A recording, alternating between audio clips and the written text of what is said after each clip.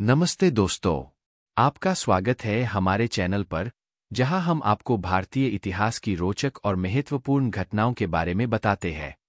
आज हम चर्चा करेंगे एक ऐसे महान शिक्षा केंद्र की, जिसे प्राचीन काल में ज्ञान का सबसे बड़ा स्रोत माना जाता था। जी हाँ, हम बात कर रहे हैं नालंदा विश्वविद्यालय की।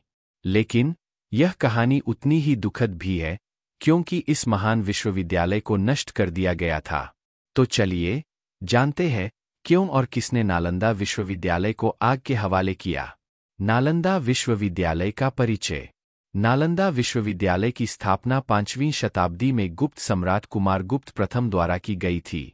यह विश्वविद्यालय बिहार राज्य के नालंदा जिले में स्थित था और इसे बौद्ध धर्म के प्रमुख शिक्षा केंद्रों में से एक माना जाता था। नालंदा विश्वविद्यालय में देश विदेश से छात्र और विद्वान अध्ययन करने आते थे। यहाँ पर धर्म, तर्कशास्त्र, व्याकरण, आयुर्वेद, खगोलशास्त्र, गणित और दर्शनशास्त्र जैसे विभिन्न विषयों की शिक्षा दी जाती थी। विश्वविद्यालय की समृद्धि और महत्व।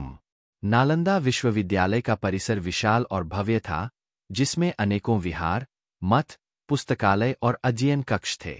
विश्वविद्यालय का पुस्तकालय, जिसे धर्मगंज कहा जाता था, 3 भागों में विभाजित था: रत्नसागर, रत्नोद्धी और रत्नरंजक। इसमें हजारों ग्रंथ और पांडुलिपियां संग्रहित थीं। यह पुस्तकालय उस समय का सबसे बड़ा और समृद्ध पुस्तकालय माना जाता था। विनाश का कारण। अब बात करते हैं उस दुखद घटना की जिसने इस महान शिक्षा केंद्र को नष्ट कर दिया। 12वीं शताब्दी में जब भारत पर तुर्क आक्रमणकारियों का आक्रमण हो रहा था, तब नालंदा विश्वविद्यालय को भी इसका शिकार होना पड़ा। विनाश का मुख्य कारण था बख्तियार खिलजी, जो एक तुर्की सेनापति था। बख्तियार खिलजी ने 1193 ईस्वी में नालंदा विश्वविद्यालय पर आक्रमण किया। उसने इस महान शिक्षा केंद्र को जलाने और नष्ट करने का आदेश दिया। ऐसा कहा जाता है कि बख्तियार खिलजी को यह विश्वास नहीं था कि एक बौद्ध मठ में इतने विद्वान और मूल्यवान ग्रंथ हो सकते हैं। हमला और आगजनी। बख्तियार खिलजी ने अपने सैनिकों के साथ नालंदा विश्वविद्यालय पर आक्रमण किया और इसे पूरी तरह से नष्ट कर दिया। विश्वविद्यालय के भवनों और पुस्तकालयों में आग लगा दी गई। यह आग इतनी भयंकर थी कि यह कहा जाता है कि पुस्तकालय में रखे ग्रंथ महीनों तक जलते रहे। हजारों विद्वान और छात्र इस हमले में मारे गए या भागने पर मजबूर हो गए। धरोहर की क्षति।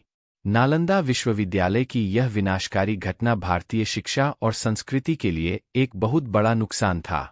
यहाँ के हजारों ग्रंथ और पांडुलिपियां, जिनमें अनमोल ज्ञान था, सब जलकर खाक हो गए। यह आक्रमण भारत के शिक्षा के क्षेत्र में एक बड़ी क्षति थी, जिसने देश को सैकड़ों वर्षों पीछे धकेल दिया। आक्रमण के बाद का समय। नालंदा विश्वविद्यालय के विनाश के बाद यह महान शिक्षा केंद्र पूरी तरह से नष्ट हो गया और इसे फिर से पुनः स्थापित नहीं किया जा सका। इस घटना के बाद भारत में शिक्षा का स्तर गिर गया और प्राचीन ज्ञान का खजाना खो गया। हालांकि वर्तमान समय में भारत सरकार और बिहार सरकार ने नालंदा विश्वविद्यालय को पुनः स्थापित करने के प्रयास किए हैं। 2010 में नालंदा विश्वविद्यालय के पुनर्निर्माण की योजना बनाई गई और 2014 में इसे औपचारिक रूप से खोला गया।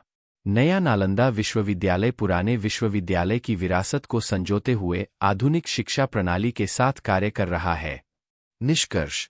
दोस्तों, नालंदा विश्वविद्यालय की कहानी हमें यह सिखाती है कि ज्ञान और शिक्षा का महत्व कितना अधिक है और इसे संजोकर रखना कितना आवश्यक है। नालंदा विश्वविद्यालय का विनाश हमें यह भी याद दिलाता है कि युद्ध और आक्रमणों में न केवल जीवन की हानि होती है, बल्कि संस्कृति और ज्ञान की भी अपूरणीय क्षति होती है। अगर आपको यह वीडियो पसंद आया हो, तो कृपया लाइक और सब्सक्राइब करें और हमारे चैनल को फॉलो करें। अगले वीडियो में हम फिर मिलेंगे एक नई ऐतिहासिक कहानी के साथ। धन्यवाद। वीडियो समाप्ति। तो दोस्तों, आज के लिए बस इतना ही। हमें कमेंट्स में बताएं कि आपको नालंदा विश्वविद्यालय की कहानी कैसी लगी। आपके विचार और सुझाव हमारे लिए बहुत महत्वपूर्ण हैं।